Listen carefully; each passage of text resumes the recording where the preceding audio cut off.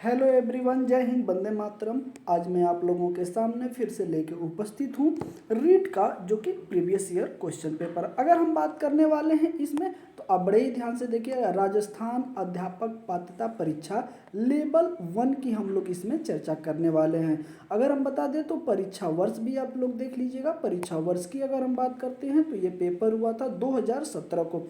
अगर exam date की अगर हम बात करते हैं तो बड़े ही आप यहाँ ध्यान से देख सकते हैं। परीक्षा तिथि 11/2/2018 को एग्जाम कंडक्ट कराया गया था। तो ये जो प्रीवियस ईयर का पेपर है, इसी को लेके हम लोग आज डिस्कशन करने वाले हैं। और आज का जो हम लोगों का टॉपिक होगा उसमें अगर हम बात करें तो रीट कक्षा 1 से 5 तक अगर हम बात करने वाले हैं किसमें, तो आज हम लोग करेंगे ईवीएस के। किसमें? ईवीएस का टॉपिक लेके हम लोग डिस्कशन करने वाले हैं। आप पेपर डाउनलोड कर लीजिएगा। अगर कहीं संभावना हो कि ये पेपर ना हो तो आप पेपर डाउनलोड कर लीजिएगा और उसमें से आप देख लीजिएगा, एक एक करके ईवीएस के सारे क्वेश्चन आपको कराए जाएंगे। तो बने रहिएगा वीडियो में। हम लोग सीधे लेके चलते हैं ईवीएस के क्वेश्चन के ऊपर। और आज का ये रहा हम लोगों का पहला क्वेश्चन। अब बड़े ही ध्यान से देखिएगा। चलिए तो हम लोग स्टार्ट करते हैं और आपको यहाँ देखने को मिल जाएगा पर्यावरण अध्ययन। हम लोग अगर बात करेंगे इसमें तो ईवीएस के कितने क्वेश्चन पूछे जाते हैं और कैसे कैसे क्वेश्चन यहाँ पे दिए जाते हैं, आप लोग यहाँ देख सकते हैं। तो चलिए 121 से स्टार्ट करते हैं हम लोग आज लेके ईवीएस का क्लास। और ये रहा हम लोगों का पहला क्वेश्चन 121। बड़े ही क्वेश्चन को आप ध्यान से देखिएगा कि पर्यावरण शिक्षा में सामूहिक चर्चा से संबंधित शिक्षण विधि कौन सी है। जो सामूहिक चर्चा होती है सामूहिक चर्चा से संबंधित शिक्षण विधि कौन सी है, हमें बताना है। ऑप्शन नंबर ए कह रहा है कि भूमिका निर्वाहन, बी कह रहा है कि व्याख्यान, सी कह रहा है कि वर्णन और डी कह रहा है कि विचार गोष्ठी। अगर हम बात करते हैं तो सामूहिक चर्चा से संबंधित शिक्षण विधि कौन है, तो इसका इज द राइट ऑप्शन हम लोगों का एक करेक्ट ऑप्शन हो जाएगा। क्या हो जाएगा? एक करेक्ट ऑप्शन हो जाएगा भूमिका निर्वाहन विधि, निर्वाह विधि। ओके, भूमिका निर्वाह विधि हो जाएगा हमारा इज द करेक्ट ऑप्शन, जैसे कि आपको देखने को मिल रहा है। आइए आगे चलते हैं और इसमें कुछ व्याख्या देखते हैं। व्याख्या को बड़े ही ध्यान से देखिएगा कि पर्यावरण शिक्षा में सामूहिक चर्चा हेतु विचार गोष्ठी का आयोजन करना सबसे उपयुक्त विधि है। विद्यालय स्तर पर शिक्षण एवं अनुदेशन स्मृति स्तर तक यह विधि उच्च ज्ञानात्मक तथा क्षमता को विकसित करने हेतु उपयुक्त होती है। विचार गोष्ठी में वाद विवाद प्रतियोगिता का आयोजन, सेमिनार और जो सम्मेलन या वर्कशॉप का आयोजित किया होता है। तो ये आपको देखने को मिल जाएगा कि यह विधि कैसी है और इसके प्रभाव क्या पड़ते हैं, यहाँ पे आप देख सकते हैं। तो इसमें क्या क्या आता है, तो आप बड़े ही ध्यान से देखिएगा कि इसमें विचार गोष्ठी की अगर हम बात करते हैं तो यहाँ पे आपको देखने को मिल जाएगा वाद विवाद प्रतियोगिता का आयोजन, सेमिनार हो गया, सम्मेलन हो गया या वर्कशॉप हो गया। तो ये सारी चीज़ें इसके अंतर्गत आती हैं। तो मुझे उम्मीद है कि आप इसको अच्छे तरीके से कंठस्थ कर लेंगे। ओके, चलिए आगे चलते हैं। क्वेश्चन नंबर 122 आप बड़े ही ध्यान से देखिएगा। अगर हम बात करते हैं इसमें, तो इसमें दिया गया है कि निम्नलिखित में से कौन सी गतिविधि पर्यावरण संरक्षण से संबंधित नहीं है। पर्यावरण से संबंधित नहीं है, हमें क्या करना है, नहीं वाला इसमें देखना है जो है। ओके, तो चलिए ऑप्शन नंबर ए कह रहा है कि वनोन्मूलन, बी कह रहा है कि प्राकृतिक संसाधन का संरक्षण, सी कह रहा है कि बृहद पौधरोपण और डी कह रहा है कि जलाशय की सफाई। अगर हम बात करते हैं तो पर्यावरण की दृष्टि से अगर आप देखेंगे तो इसमें प्राकृतिक संसाधनों का संरक्षण करना बिल्कुल इसमें शामिल है, बृहद पौधरोपण भी इसमें शामिल है और जलाशय की सफाई भी शामिल है। लेकिन कौन शामिल नहीं है, तो इसमें हमारा is the right option A हो जाएगा। ए इज द करेक्ट ऑप्शन हो जाएगा, जो कि यह नहीं है। क्या है? यह नहीं है। इसलिए नहीं है कि वनों का उन्मूलन नहीं करना है, हमें जितने ज़्यादा से ज़्यादा हो सकता है पेड़ लगाने की ज़रूरत है, वन को बचाने की ज़रूरत है, न कि हम पेड़ पौधों को काटें, वनों को नष्ट करें। तो ये हमारे पर्यावरण की दृष्टि से क्या होता है, काफ़ी घातक होता है। ओके, तो इस तरीके से हमारा इज द राइट ऑप्शन क्या हो जाएगा, इसमें ए हो जाएगा। आइए आगे चलते हैं, बड़े ही ध्यान से देखिएगा। पर्यावरण संरक्षण अधिनियम 1986 को पारित हुआ था। मतलब पर्यावरण संरक्षण अधिनियम जो भारत में पारित हुआ था वो 1986 को हुआ था। पर्यावरण संरक्षण में प्राकृतिक संसाधन का संरक्षण, बृहद वृक्षारोपण, जलाशय की साफ सफाई, मृदा संरक्षण, जीव जंतुओं का संरक्षण आदि सम्मेलन है। वनों उन्मूलन से पर्यावरण से खतरनाक प्रभाव उत्पन्न हो रहे हैं। तो यह हमें अब बताने की जरूरत नहीं है। अगर वन कम हो जाएगा तो ऑक्सीजन की दिक्कत आ जाएगी और जो टेम्परेचर है हमारा वो भी हीट हो जाएगा, जिससे कि ग्लेशियर पिघलने लगेंगे और बाकी बहुत सारे कारण हैं जिससे हमारे, अगर मिट्टी की हम बात करते हैं तो ये हमारा भूस्खलन हो जाएगा। मिट्टी जो है कि बहाव के पानी, अगर बारिश होती है, अगर वहाँ पे घास पेड़ पौधे नहीं हैं तो वो मिट्टी क्या होगा, बहाव कटाव ज़्यादा हो जाएगा। लेकिन अगर वहीं पेड़ है, पालो है, घास है, तो जो बारिश होगी वहाँ पे तो वहाँ मिट्टी की कटाव क्या होगी, कम होगी। इसलिए पेड़ों का जो है कि हमारे जीवन के हिसाब से, दिनचर्या के हिसाब से अगर बात करें तो काफ़ी इम्पोर्टेंट होता है। पेड़ों से हमें फल मिलते हैं, लकड़ी मिलती है जो सूखी होती है, जिसको हम लोग जलाते हैं, अन्य अन्य कार्य के लिए भी उपयोग करते हैं। तो बहुत सारी जड़ी बूटी भी हम लोग इससे प्राप्त करते हैं। तो पेड़ हमारे जीवन में अगर हम बात करते हैं तो काफ़ी इम्पोर्टेंट रोल अदा करते हैं। तो इस चीज़ को देखते हुए हमें एक चीज़ पे गौर करना चाहिए कि आप जितना ज़्यादा से ज़्यादा होके एक ही पेड़ लगाइए, 2 ही पेड़ लगाइए, लेकिन आप कोशिश करिएगा कि हर साल 1-2 पेड़ लगाते। अगर मान लीजिए कि आप 50 साल के हो गए तो अपने जीवन में, अगर मान लीजिए आपके एज इस समय 20 साल है और 50 साल तक आपने एक साल पे एक पेड़ लगाया, तो आप कितने पेड़ लगा दिए? 30 पेड़ तो आप ही ने लगा दिया ना।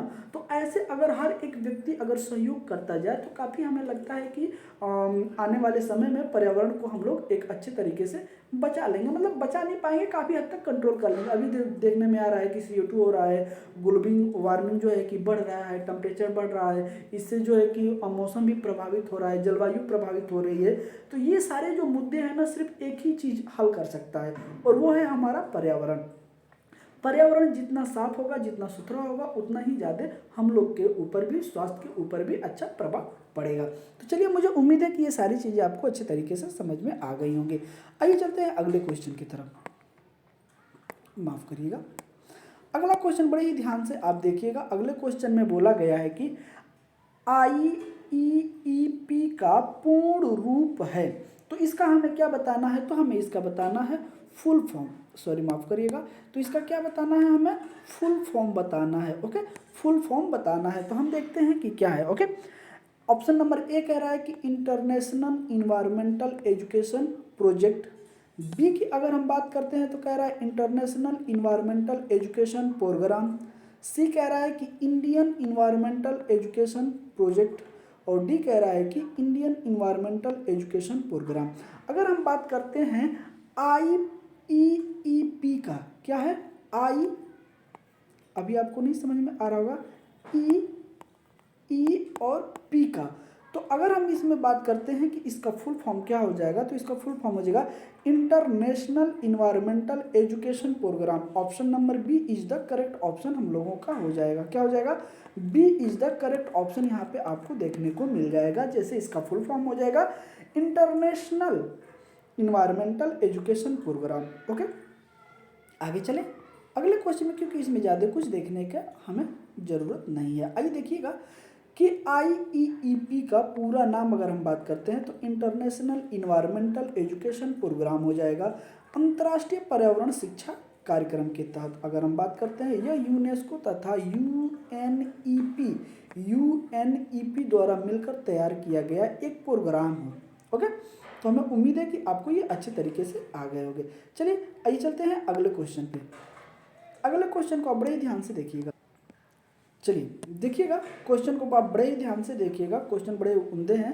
क्वेश्चन नंबर 124 कह रहा है कि सतत एवं व्यापक मूल्यांकन CCE का मुख्य उद्देश्य है।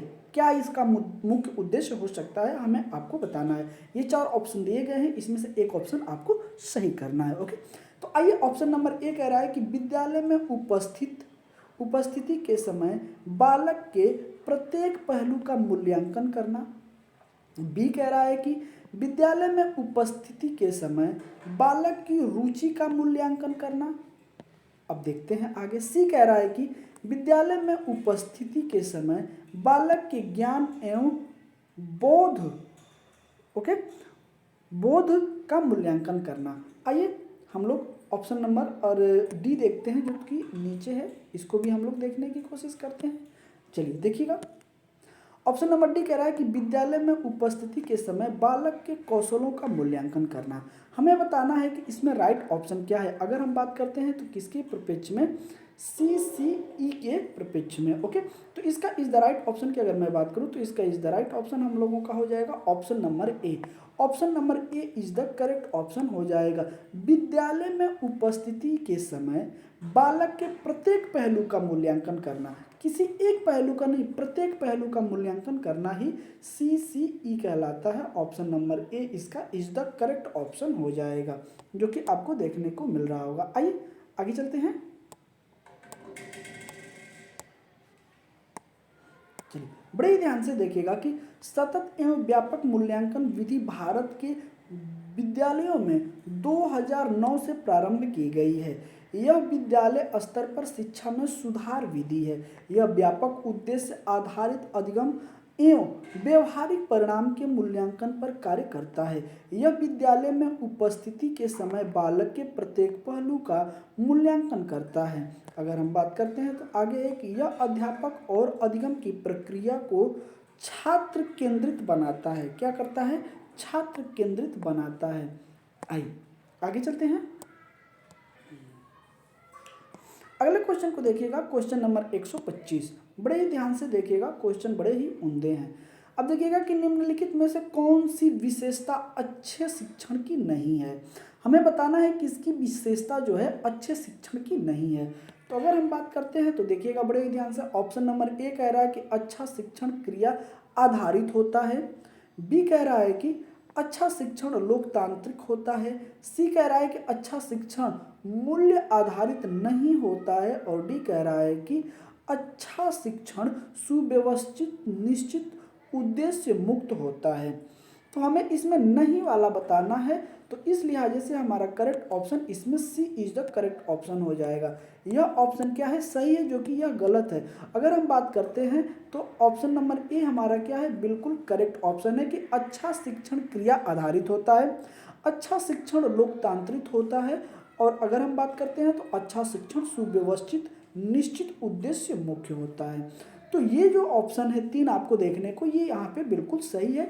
अगर इसमें क्या गलत है तो ये है हम लोगों का कि अच्छा शिक्षण मूल्यांकन आधारित नहीं होता है, यह बिल्कुल गलत है, मूल्यांकन आधारित होता है। ओके, आगे चलते हैं। बड़े ही ध्यान से देखिएगा, एक अच्छी शिक्षण पद्धति में छात्र एवं अध्यापक के मध्य शिक्षण संबंधित कार्यविधि कुशलता पूर्ण होती है। अध्यापक छात्र के सर्वांगीण विकास हेतु तत्पर रहता है। एक अच्छी शिक्षण पद्धति क्रिया आधारित होती है, लोकतांत्रिक, सुव्यवस्थित, निश्चित उद्देश्य से युक्त होती है। ओके, तो इस तरीके से आप देखिएगा कि इसमें क्या क्या लक्ष्य इसके रखे गए हैं। आइए आगे चलते हैं। अगला क्वेश्चन हम लोगों का थोड़ा बड़ा है, तो इसको हम लोग 2 पार्ट में करके इसको देखेंगे। ओके, चलिए क्वेश्चन नंबर देखिएगा 126। बड़ा ही प्यारा क्वेश्चन है, इसको आप बड़े ही ध्यान से देखिएगा कि पर्यावरण अध्ययन शिक्षण के दौरान विद्यार्थियों की शैक्षिक उपलब्धियों को देखने के लिए निम्नलिखित में से किस आकलन सूचक का प्रयोग नहीं किया जाता है। ओके, नहीं किया जाता है, यह हमें देखना है, क्योंकि इसे हमें अंडर एस्टिमेट नहीं करना है। ओके, मुझे उम्मीद है कि आप ये क्वेश्चन को समझ गए होंगे। अब हम लोग चलते हैं किस पे? ऑप्शन पे। 4 ऑप्शन दिए होते हैं और हम लोग चारों ऑप्शन को एक एक करके देखेंगे। आइए चलते हैं।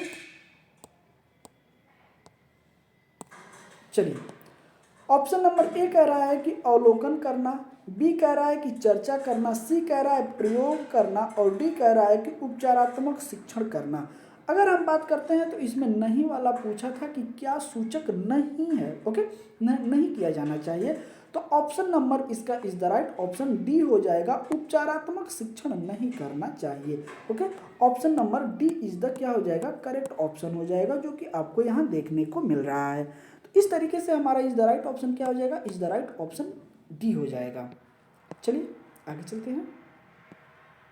बड़े ही आप ध्यान से देखिएगा कि पर्यावरण अध्ययन विधि के समय छात्रों की शैक्षिक कार्य प्रगति का मूल्यांकन आकलन हेतु अवलोकन विधि का प्रयोग करना चाहिए, चर्चा करना चाहिए, प्रश्न उत्तर करना चाहिए, समान व्यवहार करना इत्यादि शामिल है। लेकिन इसमें जो है कि उपचारात्मक शिक्षण विधि इसमें शामिल नहीं है। ओके, तो इसमें क्या क्या शामिल है आप देख सकते हैं। अगर हम बात करते हैं तो इसमें आप देखिएगा कि इसमें मूल्यांकन करना चाहिए। ओके, आकलन हेतु अवलोकन विधि का प्रयोग करना चाहिए, चर्चा करना चाहिए, प्रश्न उत्तर करना चाहिए, समान व्यवहार करना चाहिए इत्यादि इसमें शामिल है। लेकिन उपचारात्मक शिक्षण जो होता है इसमें शामिल नहीं है, तो यह जो है कि शामिल नहीं है। आगे चलें, आगे देखिएगा बड़े ही ध्यान से। क्वेश्चन नंबर 127 देखिएगा, बड़ा ही प्यारा क्वेश्चन है।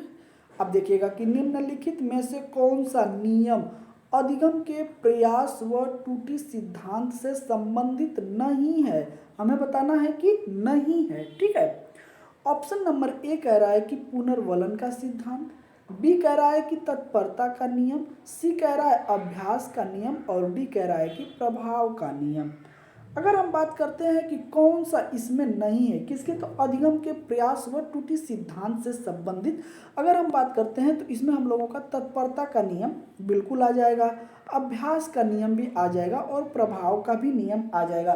तत्परता, अभ्यास और प्रभाव के नियम आ जाएंगे, जिसमें आप अपने अधिगम के दौरान जो प्रयास करते हैं उसमें ऐसा नहीं है कि आप सारे काम सही ही कर पाएंगे, उसमें आपसे कुछ चीज़ें होती हैं जो कि गलत हो जाएंगी, लेकिन आपको उसे सुधार के सही करना है। ओके, तो इस तरीके से आप याद रखिएगा।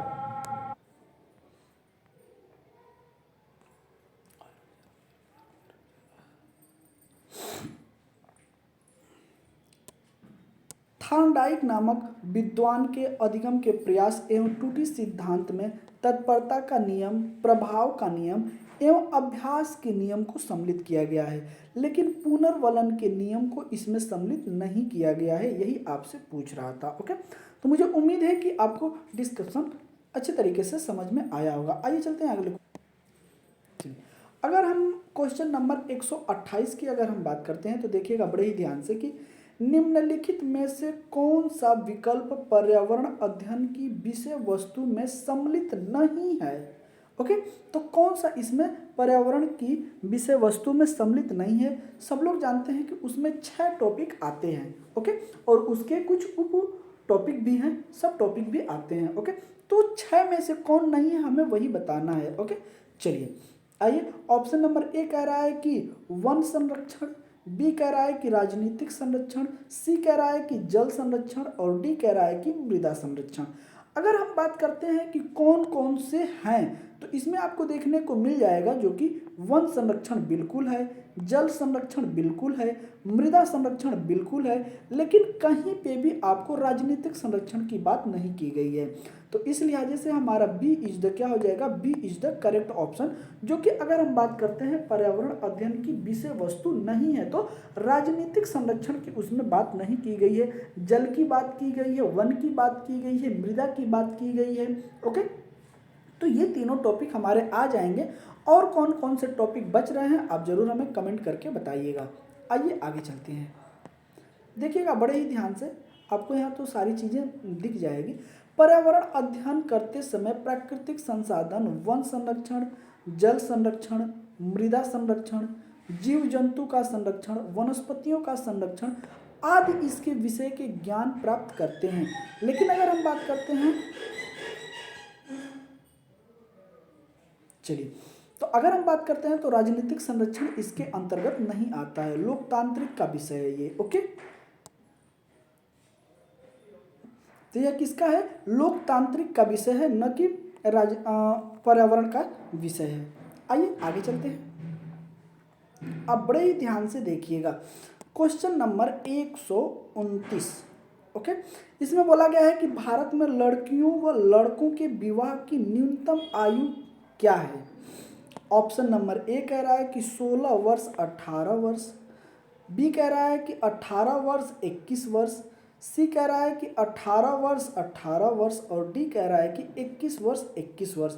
अगर हम बात करते हैं जो अगर इसमें दिया गया है भारतीय कानून के तहत, तो अभी तक अगर जिस समय ये क्वेश्चन था उस समय की अगर मैं बात करूं तो इसका is the right option B हो जाएगा। ओके, लड़कियों की उम्र जो होनी चाहिए वो 18 वर्ष होनी चाहिए और लड़कों की उम्र 21 वर्ष होनी चाहिए। लेकिन अभी फिलहाल में मुझे बिल्कुल कंफर्म नहीं है, आप एक बार उसको चेक भी कर लीजिएगा। हमें लगता है कि अब ये एज बदल के 21 कर दी गई है। क्या हुआ है, 21 कर दी गई है। मुझे लगता है कि 2020 की ही बात कोई चेंज हुआ था, उसी के तहत जो है कि अब लड़के और लड़की की जो विवाह की उम्र है वो न्यूनतम उम्र कर दी गई है कि 21 रहेगा। इसके पहले जब ये क्वेश्चन बना था 17 में, तो उस समय जब एज माना जाता था तो लड़कियों की उम्र 18 साल होनी चाहिए और लड़कों की उम्र 21 साल होनी चाहिए। लेकिन वर्तमान समय की अगर मैं बात करता हूँ तो 21 हो गया है। ओके, इस तरीके से भी आप देखते हुए चलिएगा, एक एक चीज़ को कंप्लीट करते हुए। भारत में लड़कियों एवं लड़कों के विवाह हेतु न्यूनतम आयु का निर्धारण 18 वर्ष एवं 21 वर्ष वर्तमान समय में बाल विवाह निषेध अधिनियम 2006 पूर्व में 1978 से निर्धारित के तहत लागू है।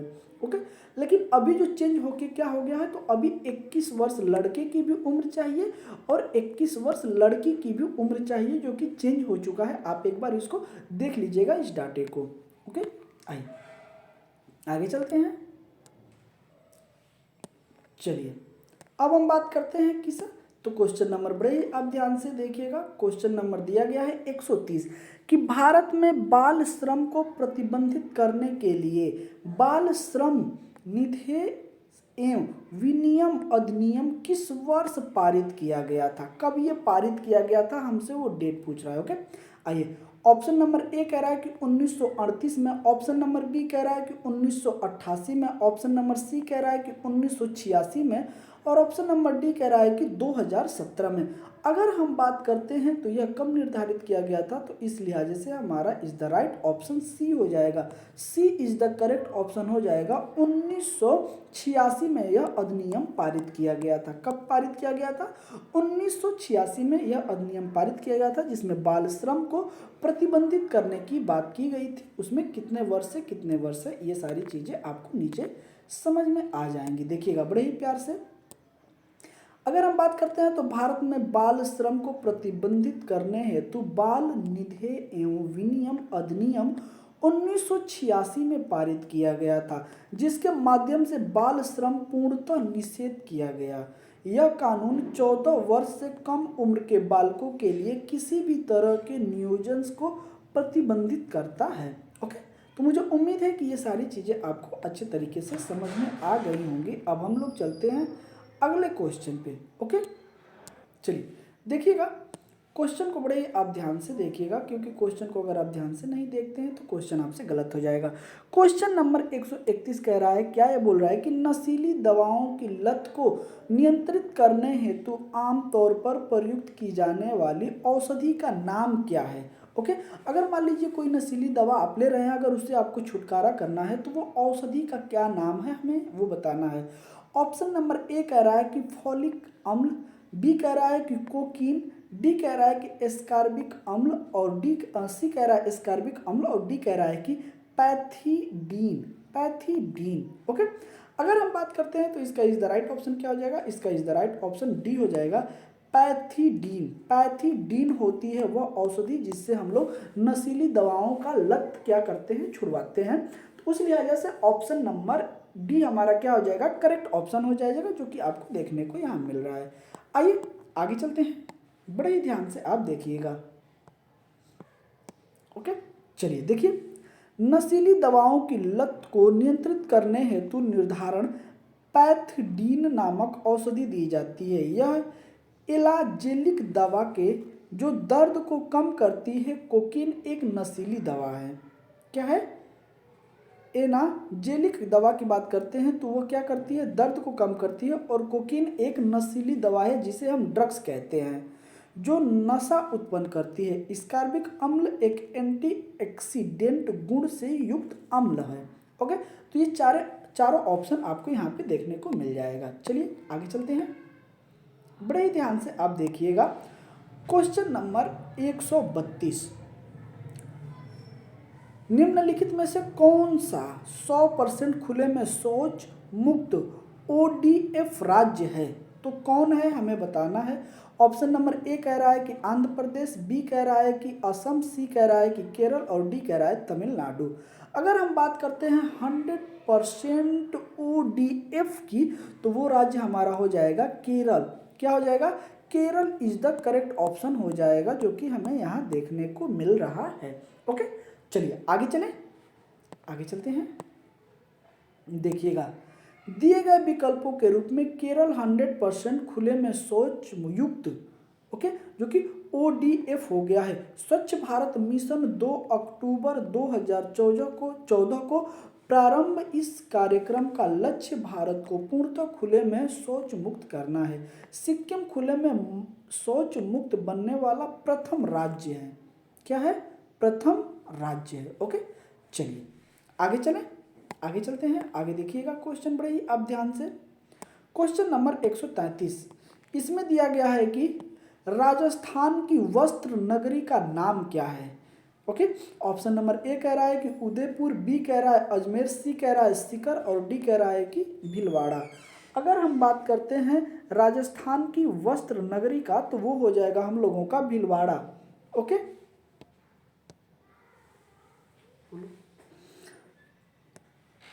चलिए, तो हम लोगों का क्या हो जाएगा आंसर? डी इसमें हो जाएगा भीलवाड़ा। भीलवाड़ा को ही हम लोग कहते हैं वस्त्र नगरी, जो कि राजस्थान का वस्त्र नगरी बोला जाता है। ओके, चलिए अब आप बताइएगा कि उदयपुर को हम क्या बोलते हैं। ओके, उदयपुर को हम क्या बोलते हैं, कमेंट करके आप बताइएगा। और वैसे अगर हम बात करते हैं क्वेश्चन के हिसाब से आंसर, तो हमारा हो जाएगा भीलवाड़ा।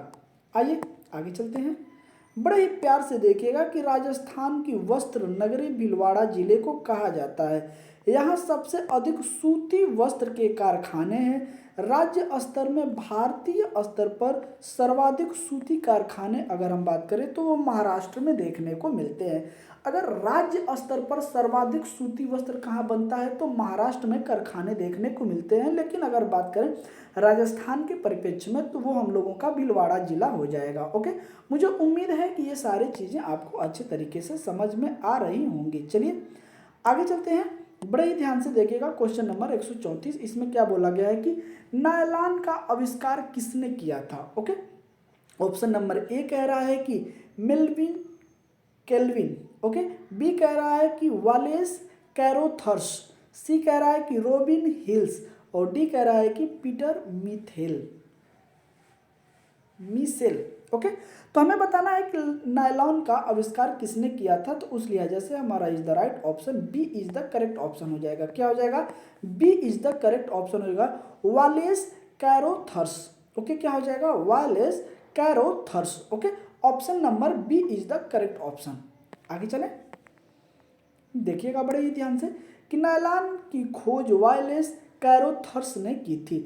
नायलॉन दो बड़े शहर न्यूयॉर्क एवं लंदन को मिलाकर एक शब्द विकसित किया गया, जिसे नायलॉन एक मजबूत फाइबर है। इसका प्रयोग मछली जाल निर्माण, रस्सी बनाना, कुछ कपड़ों के निर्माण में भी किया जाता है। किसका? तो नायलॉन का उपयोग। ओके, तो इस तरीके से आप इसे याद रखिएगा।